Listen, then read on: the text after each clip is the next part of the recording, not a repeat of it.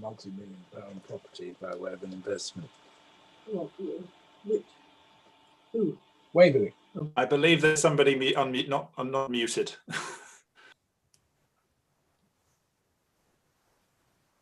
Right, are we fit to go, Fiona?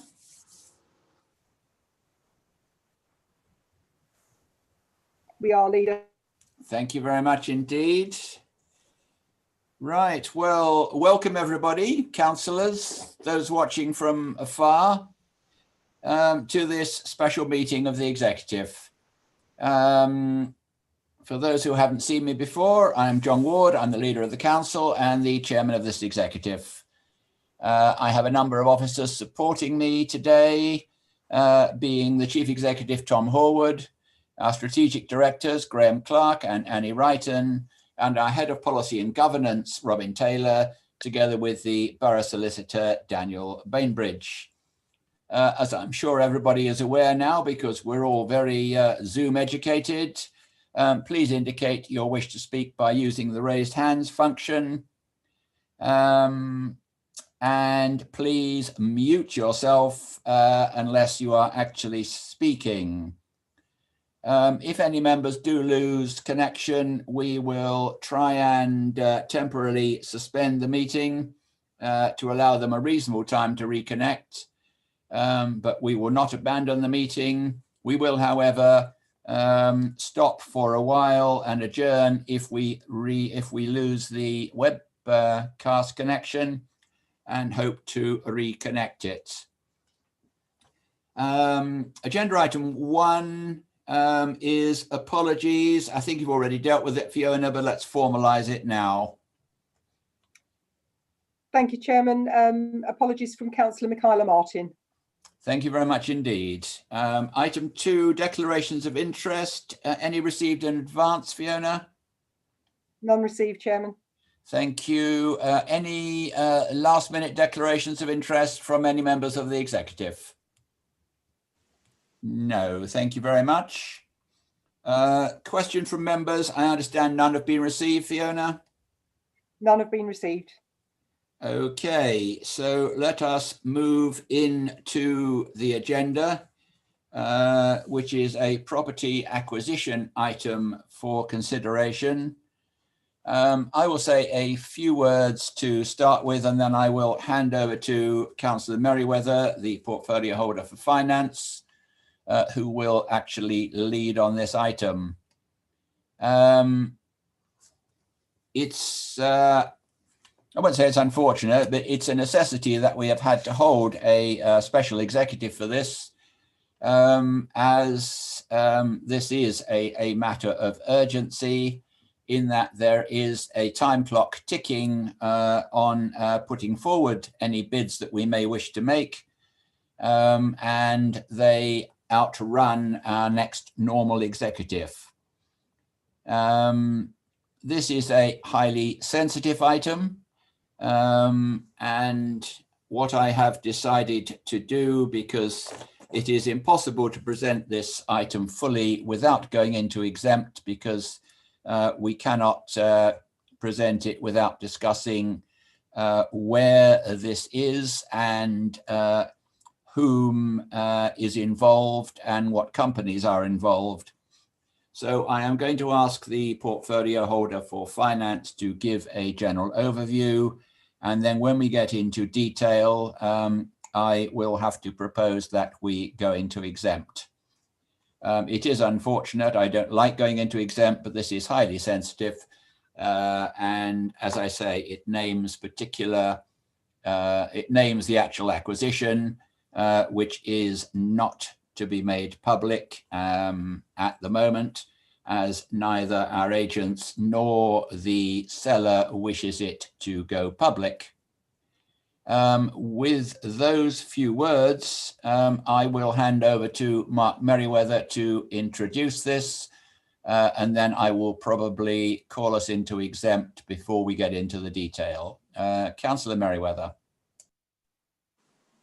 Thank you, Leader, and good evening, everybody. I just want to check you can hear me because I can't tell. Yeah, thank you. Thank you very much. Okay, so Yeah, John. So the specifics of this proposed investment include details that are commercially confidential, both to both the seller and the tenant of the property. And to discuss them, we'll have to go into exempt session shortly. But while we're still in open session, and before I ask Peter Vickers to present the report in detail with the particulars of the recommendation, I wanted briefly to introduce it by making some more general background remarks, if I can, not least to remind us all of the reasons why this matter is even before us today. And the first of those, if I can get this to work, is why do we even have a property investment strategy? So at the very heart of our vision, we have the commitment to a financially sound Waverley with infrastructure and services fit for the future. That's a statement itself on which our residents expressed their priorities in last year's budget consultation. A few years ago now, our predecessors identified malign structural threats to our financial sustainability from, of all places, central government cuts, not only to the last of our grant income, but also to what's left of our share of the business rates that they set and we have to collect. And just as a reminder, 95%, £36 million per year of the business rates Waverley's businesses pay is siphoned off by central government for itself and the county council. Even pre-COVID, we were already facing budgetary pressures which will force severe strategic cuts to our services if they're not dealt with. Not only has COVID multiplied the financial menace we face, but it's made it much more immediate by robbing us of much of the time we thought we had to deal with it. So pre-COVID, back in February. Okay. So pre-COVID, back in February, I'm getting some reverb here. Has someone got a microphone on? That's better. Okay. So pre-COVID, back in February, we approved a necessarily ambitious medium-term financial plan that contained a suite of measures, including investing in property to generate income to replace that being taken and in order to avoid service cuts.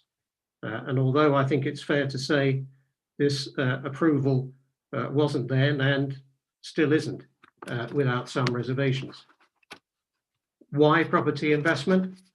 Well, because as a local authority, we operate under funding laws, rules and regulations that are set by central government and that heavily restrict how we're allowed both to spend funds and to raise them.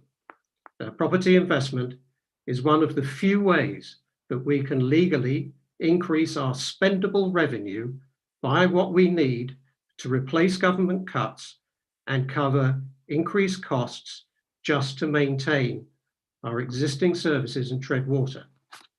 These rules on our funding mean that even if we have cash, we can't spend capital funds or borrowed funds to pay for the costs of providing our services. But as perverse as it may sound to many of our residents, we can use capital funds and even borrow to invest in property to generate rental income that can be spent on service costs. Now, like our peers, we've concluded, however reluctantly, that this type of investment is necessary. We do think, though, that unlike some of our peers, we are going about it more cautiously and prudently. So Financial stability is a big commitment in our corporate strategy, but it's not the only one, and there are other positives of our property investment strategy, and especially in that it does empower us to advance other priorities, not least, for example, relating to housing and climate change. Finally, a quick word on governance. When it was first formed, the property investment strategy, the executive established an advisory board with non-executive and opposition representation to work with our officers and advisors to pre-filter possible transactions so that only the most appropriate ones advanced for consideration. Embedded in this process is the securing of appropriate, independent, expert professional advice.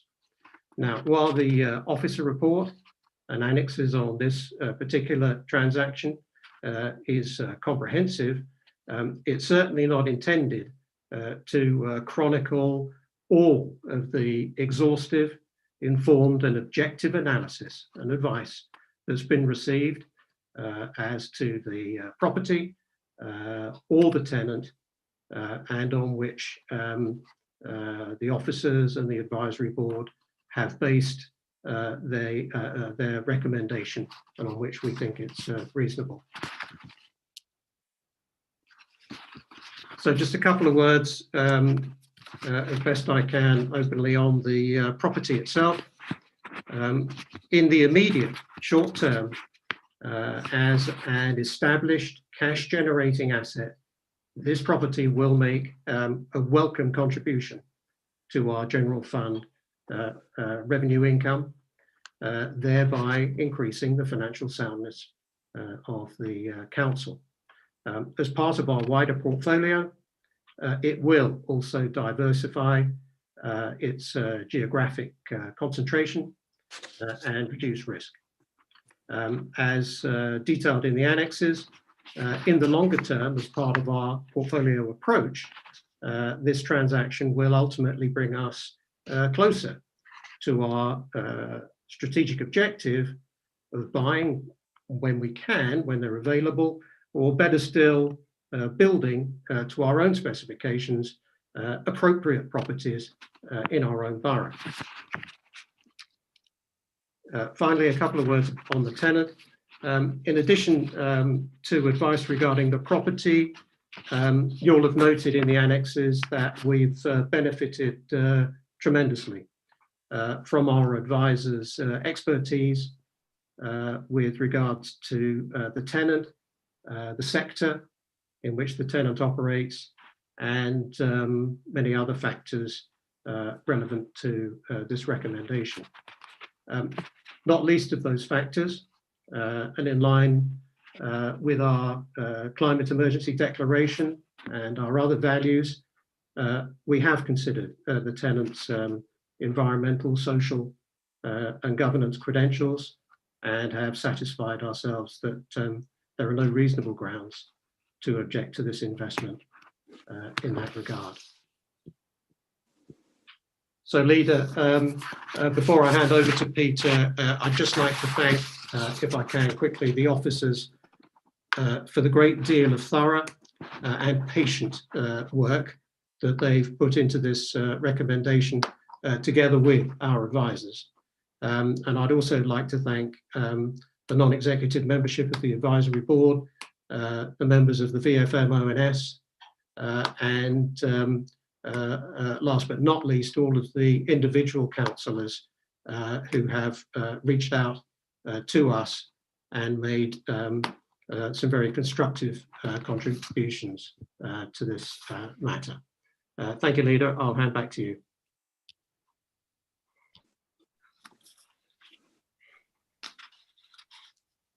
Let's start again. Thank you very much, Councillor Merriweather. Well, councillors and members of the public, that is the broad outline of what we're going to talk about. As I have said, and Councillor Merriweather has stressed, we absolutely cannot disclose the details that we would need to disclose in an open forum. So much as though I don't like going into exempt, I fear we have to at this time. And so I'll have to read it to you because we have... Leader, before you do, can I as a member, I know I'm not a member of the executive, but can I raise a point of order at this stage? I have come here, having said I wanted to speak, entirely to speak on matters that are in the report and the non-confidential part of the report. And it seems to me surely proper that other councillors have the opportunity to raise concerns and raise questions with members of the executive about this item before we go into the detailed confidential section of the report. I do understand what is and what isn't confidential, and I think it would be quite wrong if there wasn't an opportunity to challenge and query and question the general approach being taken on this matter. And I would ask your indulgence, please, to allow us to have that debate in the public part of the session before we go into the confidential part of the debate. Councillor Potts, you have a hand up as well. Thank you, Leader. Yes, my point was actually similar to Councillor Cosser. We do have several parts of this report, several pages, which are in open. And I think that we're all adult enough and understand the sensitivities, which I completely take on board. But I do think that there may be some questions, and I know certainly where some members of my group have got questions, they are under pain of death not to stray into any aspects of exempt. So I would again, on this occasion, echo Councillor Cosser's comments. Thank you. Very well. Always happy to indulge the Leader of the Opposition. Provided I have that assurance from you, Councillor Potts, then I will allow speakers who are giving me that assurance to speak now, but they must realise that they get to speak once, and this is their once, and they don't get to come back after the presentation. As long as everybody is quite sure that they wish to avail themselves of their only slot now, I will agree to that. And Councillor Potts, I will allow you to go first. Point of order, Leader, Chairman. Leader, if I may. I had a point of order from somewhere. That wasn't from me. No, I'm sure it wasn't, but I have to. I have to. Leader, it's Councillor Hyman. unfortunately. I'll be quiet for a minute. Point of order from somewhere. Thank you, Chairman. Leader. Yes, it's Councillor Jerry Hyman. The point that you've just made there, which that if people wish to speak in open, as is our right, then we will lose the right to speak in exempt session, I think is unreasonable. Because obviously we have an entitlement to speak to items that are in open and in exempt session, and to say it's one or the other, I think would be reducing the requirement of transparency that we have and the requirements of good decision making under Article 13. So I really don't think that it's fair. I mean, it certainly would be fair to say that if you wish to speak in both, you can't really expect to have a full 8 minutes or something like that. But I really think it would be entirely unfair to say one or the other, Chairman. And I'd like to have the monitoring officers' advice in that respect first, if we may. Leader, may I also raise a point of order in response to that point of order?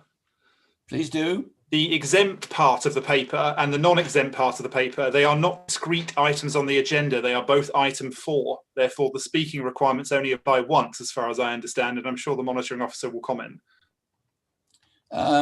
Robin, my view is quite simple. You have 4 minutes.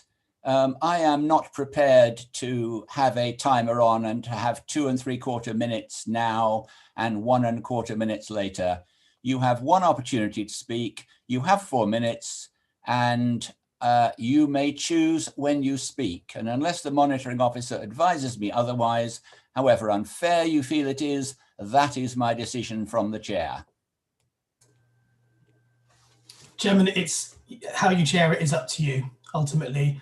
But to be clear, you do have the discretion to allow members to come back with any points of detail in exempt if you wish to. Thank you for that, Robin. My decision is councillors have one go at speaking and they may choose to speak now or in exempt.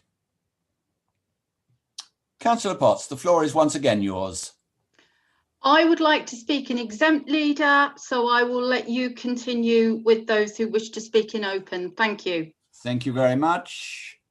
Councillor Deere, is he here at the moment? No.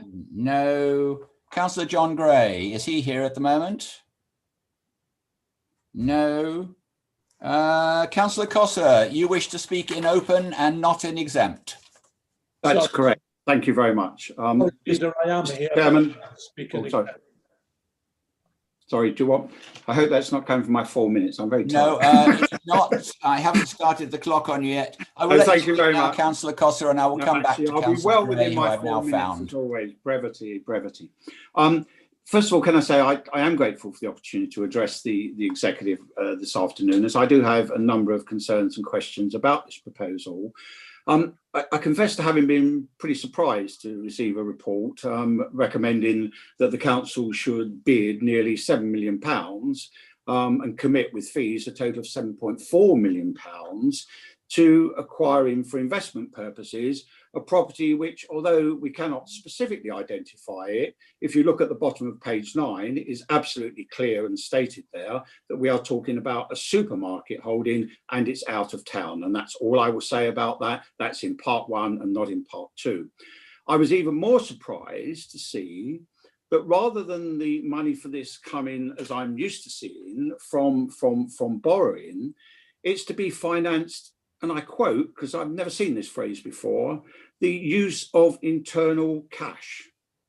I suspect there are quite a few members of this council, alongside probably pretty much all of our resident population, who would like to know how it is that a council which has been pleading poverty can suddenly find such a huge sum of money. And perhaps in responding to that question, we might perhaps also be told how much more of this, quote, internal cash we have buried in our accounts and what the executive may have in mind for its use. Of at least equal concern to me, if not more so, is that the report makes clear that what I believe to be, and I think many believe to be, the policy of this administration to focus its investment portfolio wholly in Waverley, thereby benefiting directly those we represent, it is now to abandon this, with it becoming only a much longer term aspiration. I think it would be helpful if we could have some explanation as to why investment in the borough and its residents is now apparently to be abandoned. More specifically, perhaps someone could explain to us why it is that we've been able to find £7 million to buy a supermarket somewhere when we've been told that there is not enough money to undertake much needed projects in this borough, such, for example, as the replacement of Cranley Leisure Centre. Could we not have used the money to perhaps create a community hub in that part of the borough, providing new leisure facilities alongside some revenue producing provision? I've got little doubt in my mind which our residents would prefer us to do. I do have a number of other concerns, Chairman, which I can't express in part 1, so I will leave these aside. I will finish at that point with simply a request that I do have some very specific answers to those questions and concerns that I've raised, because I suspect they will be the same questions and concerns that the residents of our borough will have too. Thank you. Thank you, Councillor. I will just go through the rest of the list to see if anybody else wishes to speak in open before we go any further. Councillor Gray, do you wish to speak in open or exempt?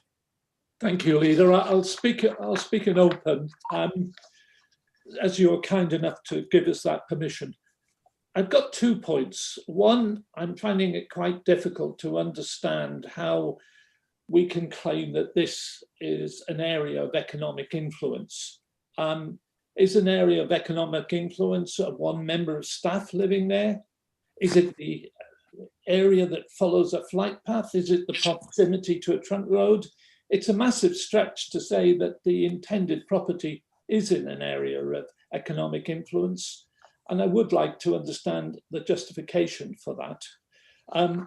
I think the issue there is what influence could we have over that, and what influence does that particular area have over us? And as Councillor Cosser said, there are investments that we could make within the borough that are clearly to the advantage of our residents and would benefit a lot of Waverley people. The second point is on Treasury policy. I think it's being stretched to use this cash for purchase. I mean, we had a long discussion about what deposits would be allowed and had assurances that things like financial instruments would not be used without coming back to council. Surely this is a risk outside of the policy, unless the executive is saying it's a strong AAA rating with virtually no risk. But some may believe it's more like an Icelandic bank loan of the past. As there are real risks of suffering a loss whose cash will be lost, where will this be funded from? Our reserves are already depleted.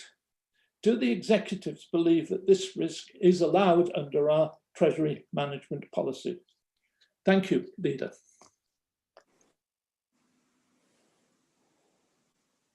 Thank you, Councillor Gray. Is Councillor Dear here at the moment? No. It's not. Yes. Do you wish to speak in open or not, Councillor? Councillor Dear isn't here, Leader. No, okay, thank you. Councillor Mulliner, do you wish to speak in open or exempt? Exempt, please.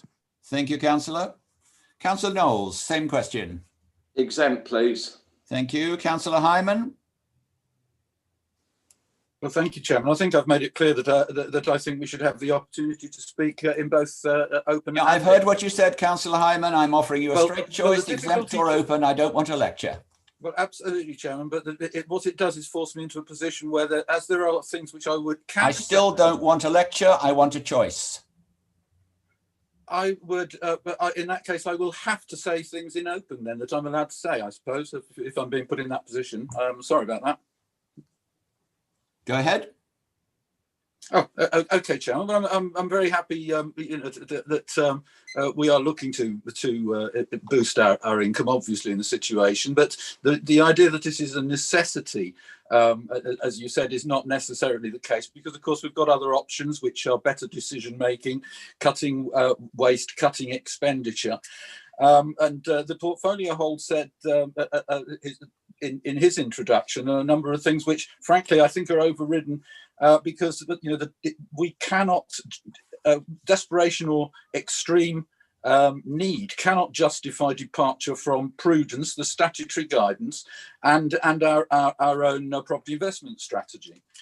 I think in these cases, the most important thing is always to ask a man who knows, and I'm sad that Councillor Dear is not able to speak before me on this. I was rather hoping that I'd hear his view, but we do know, I think, that the advice of professionals and officers has been found wanting in the past, particularly in a building in Farnham that was bought, where things did not go well, and I was the only person who was giving good advice on that, and it was completely ignored, and I'm concerned that the same will happen again. I really think we should learn from our mistakes. Now, in our property investment strategy, page 8 of this open report tells us that investments will comply with the, I'm going to call it PIMS, Property Investment Management Strategy, Chairman, because otherwise I might be criticised. Especially if I said if we were taking the property investment strategy literally. The criteria being within the area of economic influence, and the strategy itself, which is not in front of us, does make it clear that that means where residents flow through. In fact, it's in the exempt papers that it confirms that at the bottom of the legal advice. So, it's where residents from the borough residents of Waverley flow through, not where a member of staff might come from or might have or whatever, but whether there is a flow of people there. That's what our investment strategy says. And quite clearly, this is not a place. It is far quicker to go a different way. I don't wish to identify where this is, obviously. It's a supermarket somewhere, as we know. But it's absolute fact, and I would obviously want to address that in exempt session in order to be able to make sure everybody understands it is an absolute fact that residents will not in any circumstances flow through, because that means people. A flow is a number of people. It's not one person going there accidentally once. Okay, so it does not satisfy our property investment and management strategy. So we are looking for a departure for it. On page 9 at the bottom under portfolio strategy, it says it is within the area of economic influence. If you look at the guidance, the statutory guidance, it says that we have to have a governance system in place to ensure accountability, etc. It's got to be in the PIMS. We don't have that. And I want to know who's made that decision already that it is within the area of economic influence when it isn't. The issue here, of course, is if you're making the decision, then it is your responsibility, and you're taking responsibility for that departure from policy. And the statutory guidance says we cannot do that. We cannot depart from our policy. We cannot change our PIMS without it going to full council first. Now, that may be a detail, but the issue here is the additional risk if you are investing outside the area where we do not have depth of knowledge. There is a risk which we must mitigate. So if you're intent, as most people think, on going ahead with this, regardless of the good advice that you might have to the contrary, then you must consider. That's your 4 minutes. Thank you, Councillor Hyman. So if you don't wish to take any further good advice, then I can understand that, Chairman. But if you'd allow me next. Thank you very much, Councillor Hyman. That is your 4 minutes. Councillor Peter Martin, do you wish to speak in exempt or open? Thank you. I'd like to speak now, if I may, Mr. Chairman. Certainly, go ahead. Thank you. My questions are really related to page 9 of the open report, particularly in the area of risk and in the area of portfolio strategy. Like others, I find it surprising that the administration is investing outside of the borough. The administration, on coming to office, made great play of wanting to invest inside the geographical boundary of Waverley. And I have to say, as an old economic geographer, I'm having great difficulty understanding the sphere of influence or the economic influence of Waverley, and cannot see how this proposed purchase falls within that area. That's number one, and I find that surprising. Number two relates to the portfolio strategy, where the asset here is to be purchased for a short-term hold. We know that from the risk section of on the same page, that there is a lease which runs for a further 8 years. In 4 years' time, at the end of the medium-term financial plan, there'll only be 4 years of the lease remaining.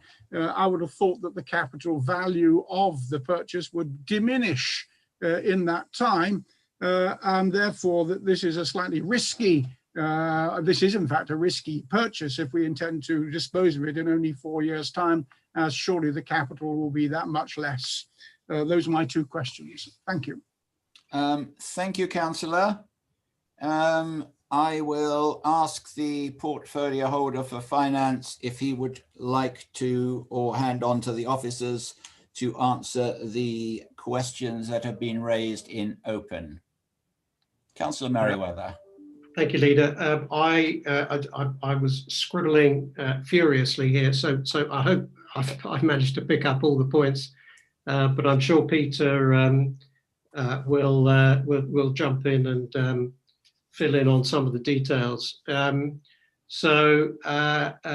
Cosser, I'm afraid you misquoted the paper.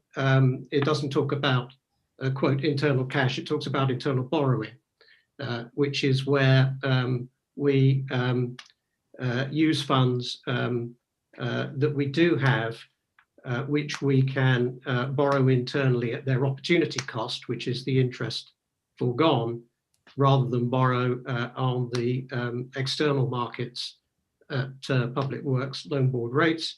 That increases the net cash flow, the net yield to us, and is the sensible thing to do while we have the cash balances. And I think in my opening remarks, I covered the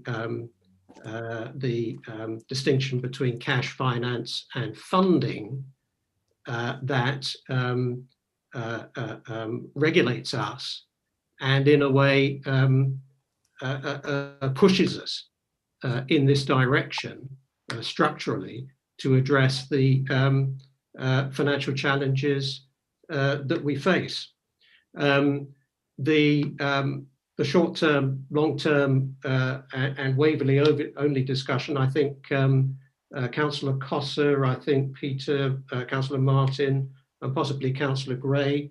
In the property investment strategy, I mean, just on the first page, 3 times it says on page 3 that we will invest outside of the borough if appropriate opportunities arise. Yes, we do have an ambition and a goal to buy or build properties within the borough. But those things take time to deliver and come on stream. Waverley does have 4 urban areas, but it's largely rural.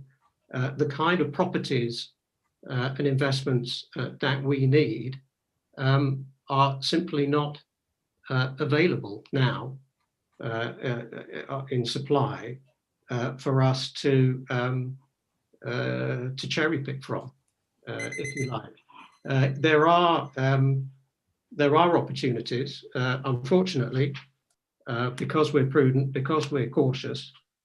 We find that more districts and boroughs have actually invested in Waverley than maybe we have. We've got districts and boroughs, not only Rushmore next door, but the Wirral has invested in Waverley. And that's properties from industrial through to properties that are very similar, frankly, to what we are looking at the moment. So it is a part of a journey. We can't do everything that we would really, really like to do right now. And going back to the presentation I made back in February, we have a journey to make, and we will have to do this kind of investment while we build what we want to. And that's all explained on page 9.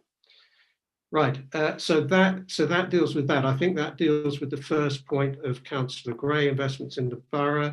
The area of economic influence, I will invite Peter in a second just to deal with, answer that, but I would just like to put up a map here for you all. And bang slap in the centre is Waverley. Hopefully you'll all recognise it. And that is a 25-mile radius of Waverley's borders. And you'll see that without identifying where it is, this asset is closer to us than Southampton. And Southampton is at the bottom end of the M3, which I don't think anybody would argue is outside of our area of economic influence. Okay.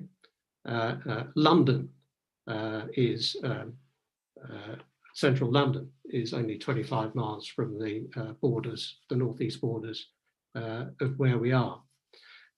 Economic influence obviously is also a subjective term, but I'd also like to point out that it is not an absolute requirement. Our property investment strategy says that we will prioritise, provided that we can find them and that there's a supply, we will prioritise investments within the council's area of economic interest, but that is not an absolute requirement.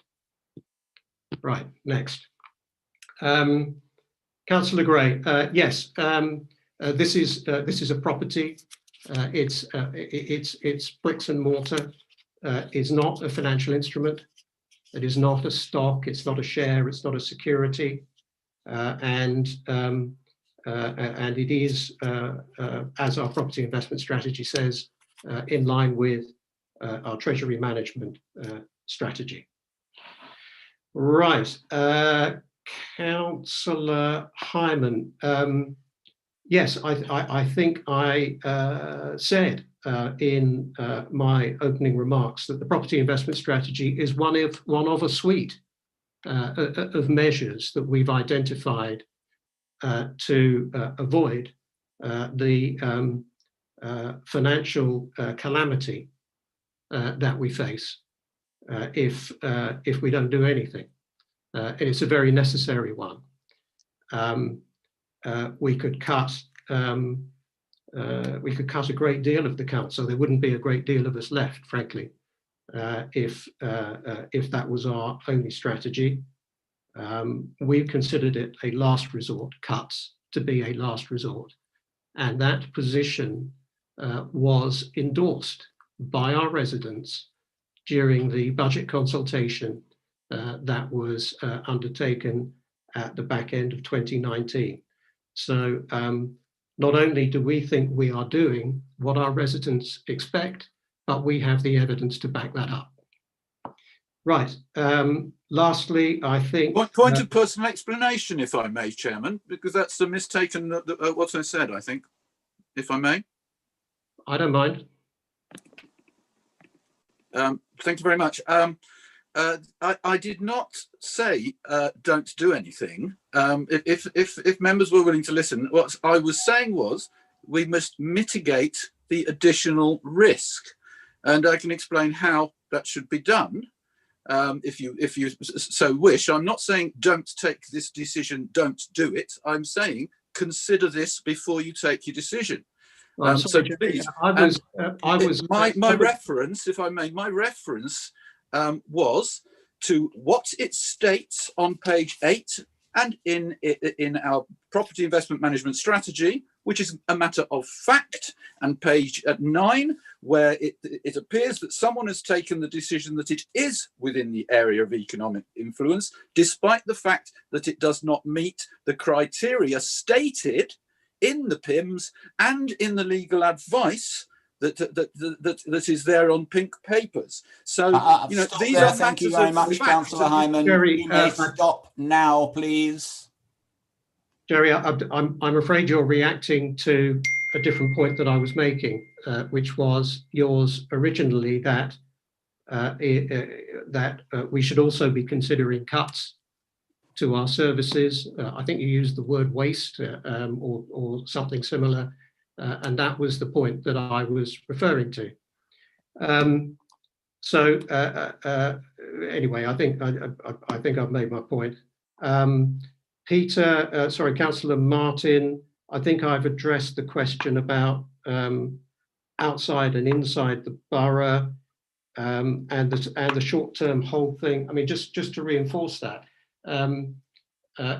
we have an ambition to have a property portfolio that represents really what we want to be. That is a mix of commercial and residential, environmentally sustainable, ethical. But we can't just switch that on. That's not something that comes out of a tap. It will take time to get there. And even before COVID, we had more pressing needs. If we had the luxury of time, we would possibly be waiting around for more buy opportunities within the borough, but they don't grow on trees either. So we have to cut our cloth and do as best we can, as responsibly as we can. Right, so I think, unless anyone knows that I've missed anything out, Peter, do you want to talk a little bit maybe about the... Sorry, before Mark Merriweather finishes, Chairman, can I... Yes, I have noted your comment in Yes, the well, I would like Councillor. to ask Councillor Merriweather whether he is prepared to withdraw his statement that I misled the executive. Can I refer him to page 9, where the quote is quite clear: the purchase price of the investment will be financed from the use of internal cash. I was told that I had that wrong and it should be borrowing. I wonder if you'd be prepared to withdraw that mark publicly. Thank you. Oh yeah, I'd be very happy to. I'm just trying to, I was looking at the top of page 8 where we talk about internal borrowing. Yeah, if it says internal cash, and I can't see page 9, the financing section. Yes. Okay. I just wanted to be on record that I did. Yeah, Okay. no, I'm happy to. I'm happy to. Thank you very much. I'm No, you're grateful welcome. for that. Thank you. Okay, Peter.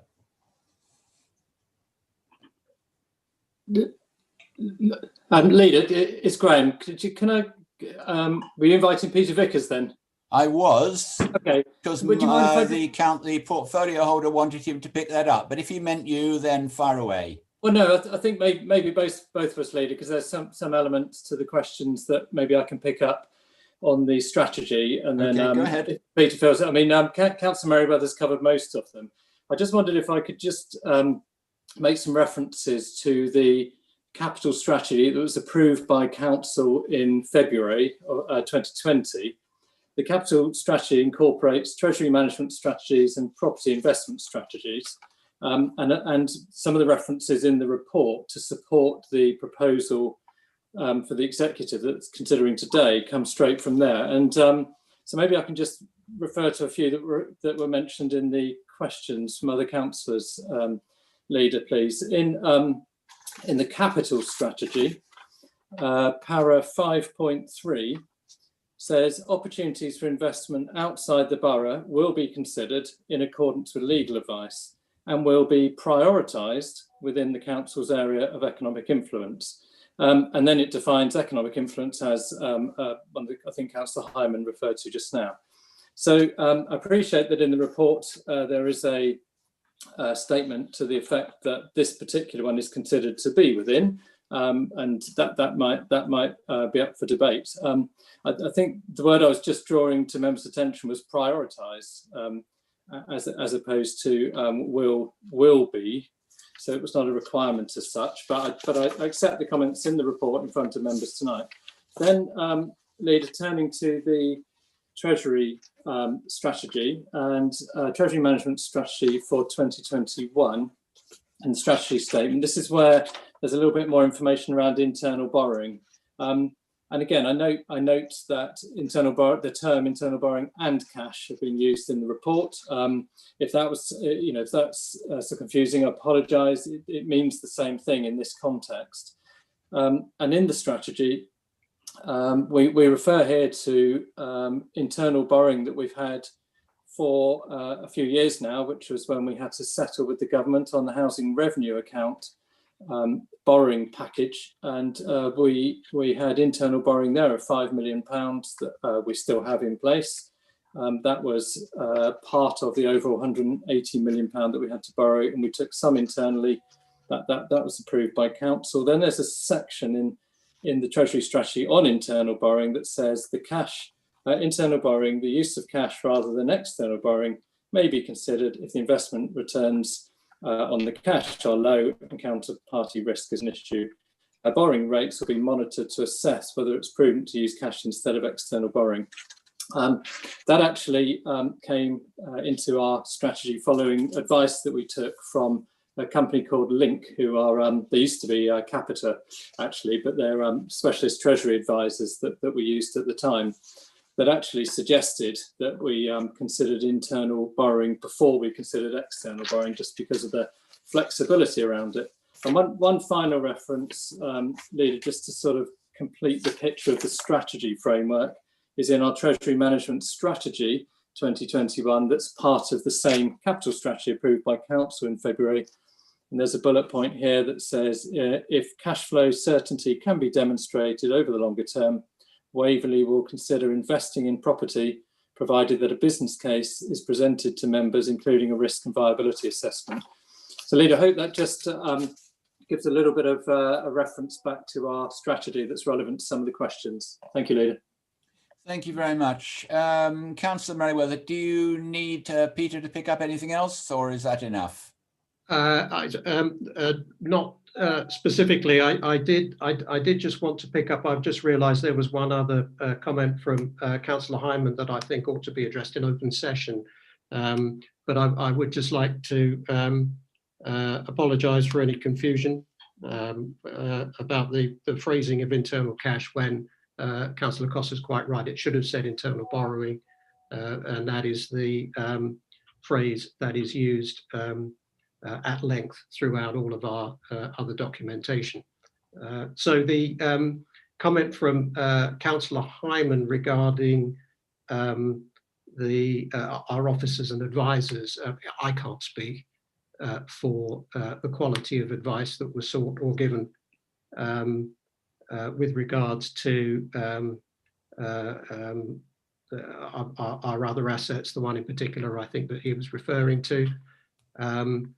All I can say is that I have been very impressed with the breadth and the depth, sheer breadth and depth of the knowledge that our advisors have brought to this particular proposal. And speaking as someone who's not unfamiliar with due diligence, I'm satisfied to a reasonable standard that it's appropriate and sufficient. Thank you.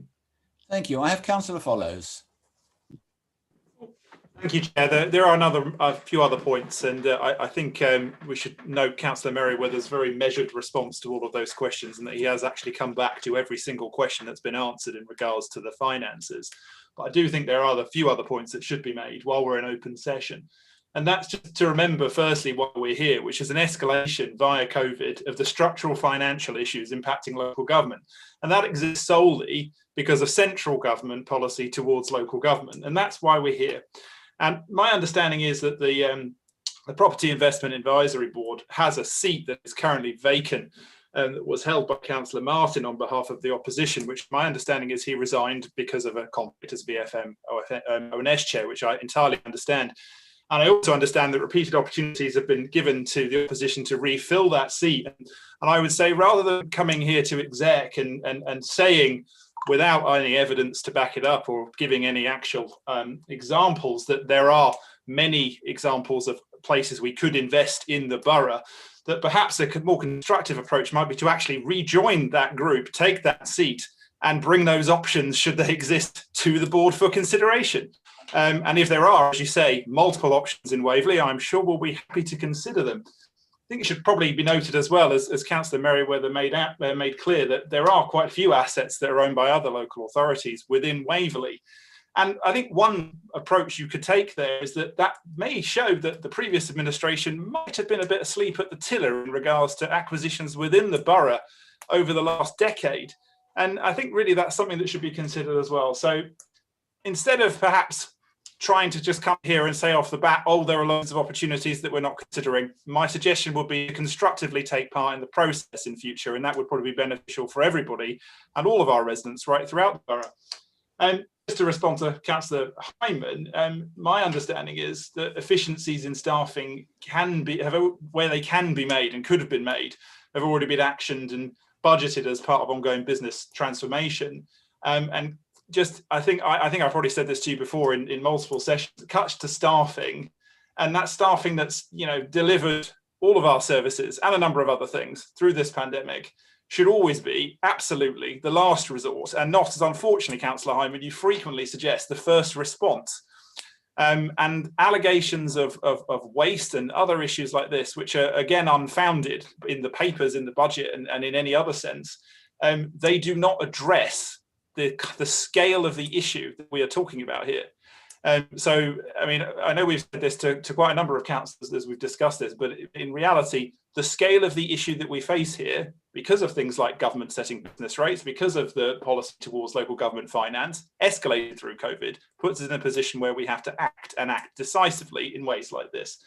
So it's my hope that we will discuss this in more depth in a minute in exempt, where we need to go into the detail. But I would urge members to remember why we're here and why we're doing this, and to engage constructively in the process going forward. Thank you, Chair. Okay, thank you very much. Councillor Follows. Point of personal explanation again. May I point of personal explanation again? Thank you, Chairman. No, thank you for the moment. I have Councillor Liz Townsend. Thank you.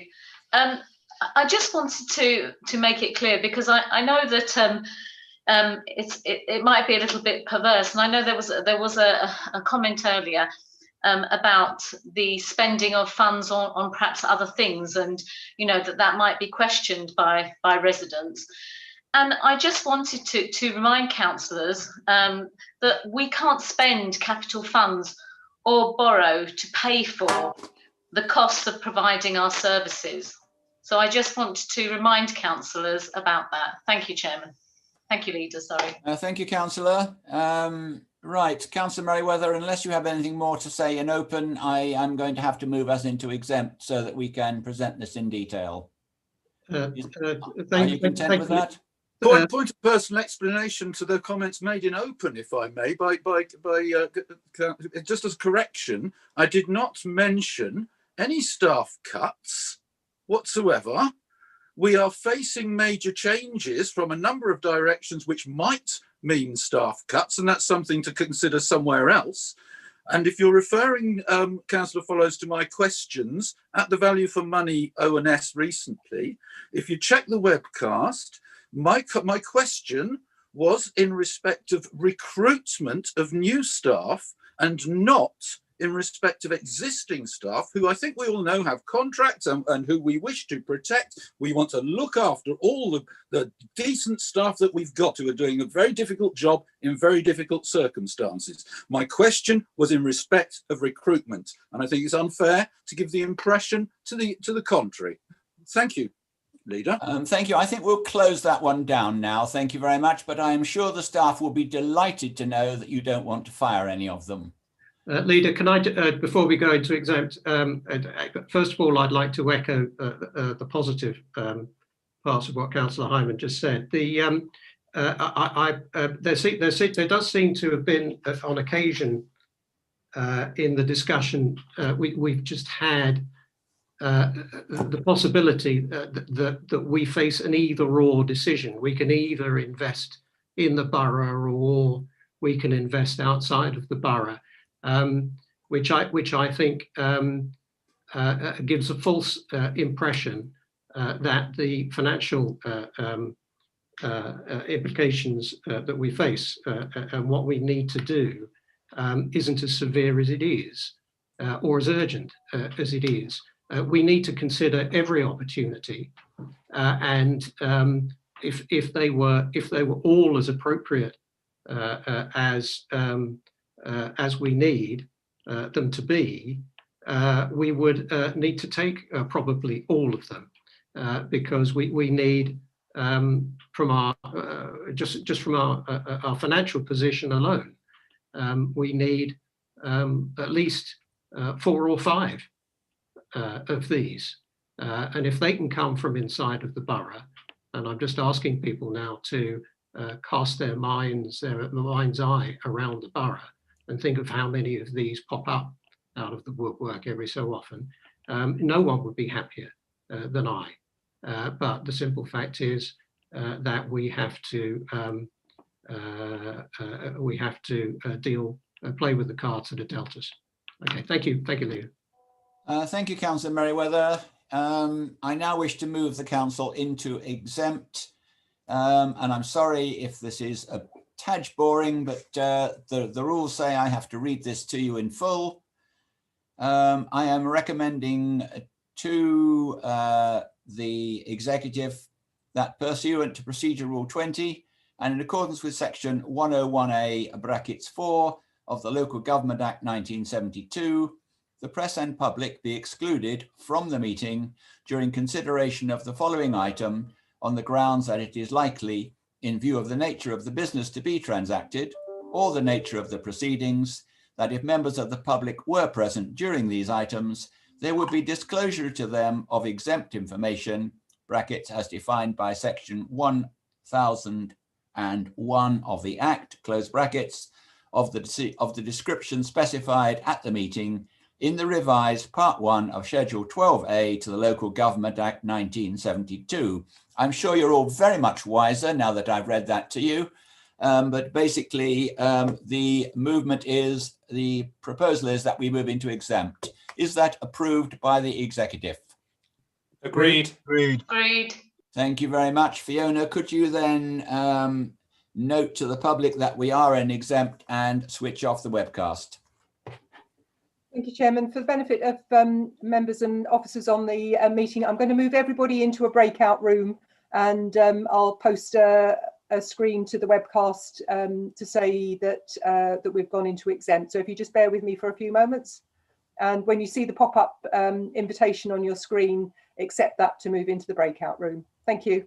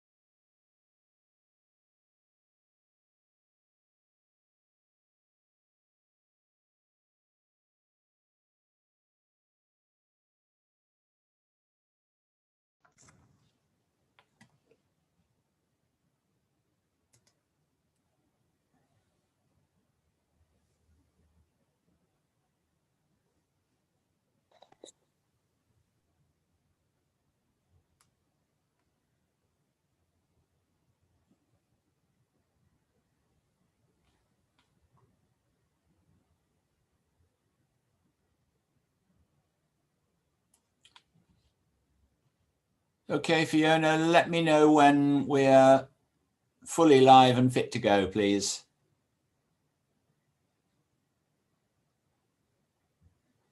Whenever you're ready, Chairman. Okay, thank you very much. Welcome back, those members and people that have managed to stay with us during the exempt session, which, as you can gather by its length, was a thorough investigation. It is now up to me to put the recommendation to council, to the executive.